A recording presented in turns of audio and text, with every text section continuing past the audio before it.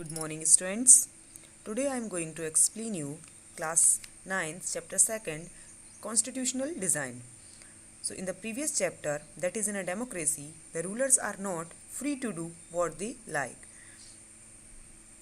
and there are certain basic rules that the citizens and the government have to follow.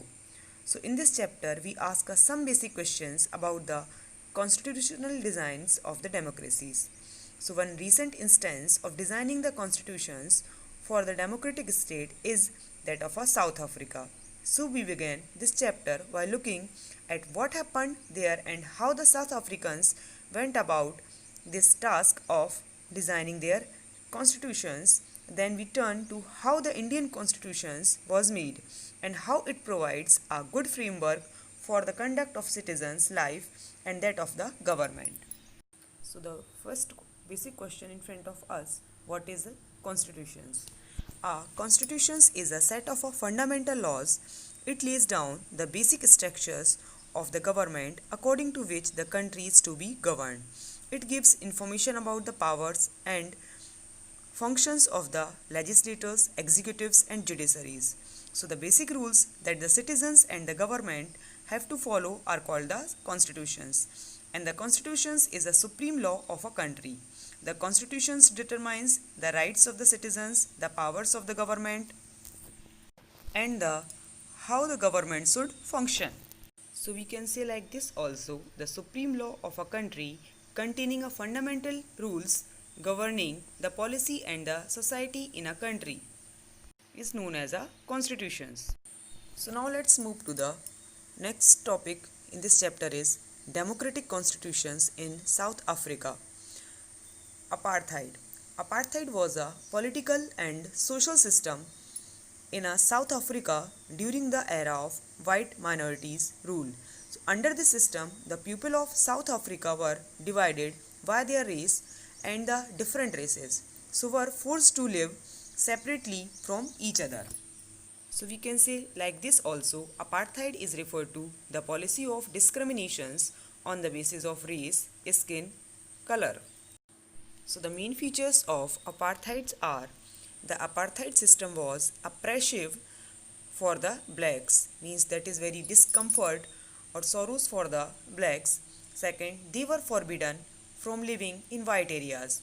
They could work in white areas only if they had a permit. So the next feature is there were separate schools and universities, separate shopping centers, separate coaches in trains.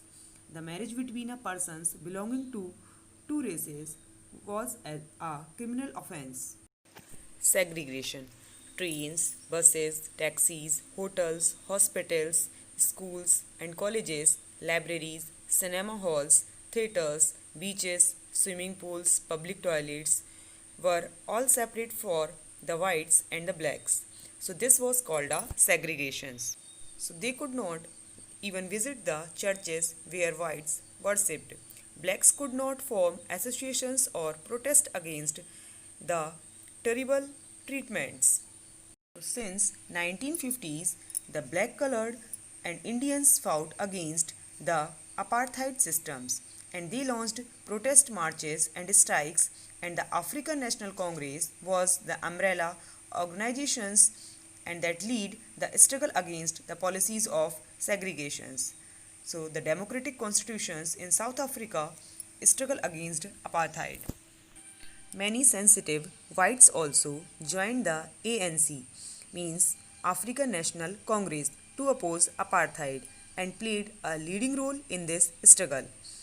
But the white racist government continued to rule by detaining, torturing and killing the thousands of black and colored people. So now let's move to the end of the policy of apartheid. In 1910, the African National Congress was formed, which aimed at establishing a non-racial democratic South Africa.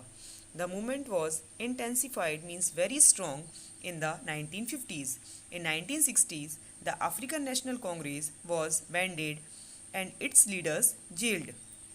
So the African National Congress organized its own army to fight against the racial regime. means a form or method of government administration prevailing system. So the UN also blamed the policy of South Africa. By the end of 1980s, the international isolation of the government of South Africa was complete. With it began the process of ending the apartheid, and the ban on the African National Congress was lifted and its leader released.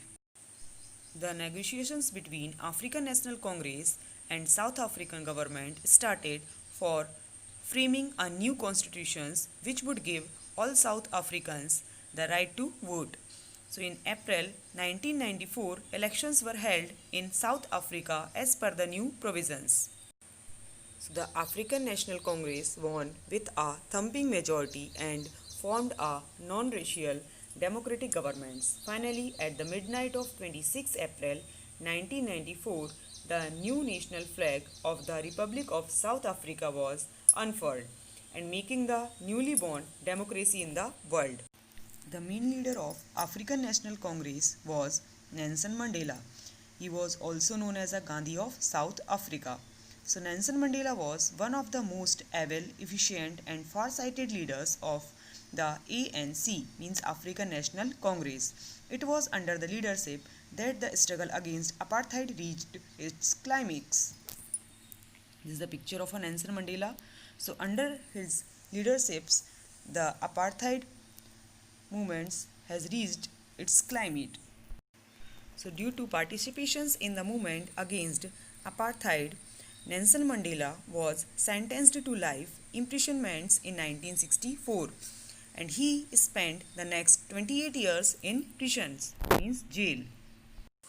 So in the 90s, due to activities of the African National Congress, ANC, and the support it got from other countries of the world, South African regime was completely isolated from the world. In order to create a favorable atmosphere, Nelson Mandela was released in 1990.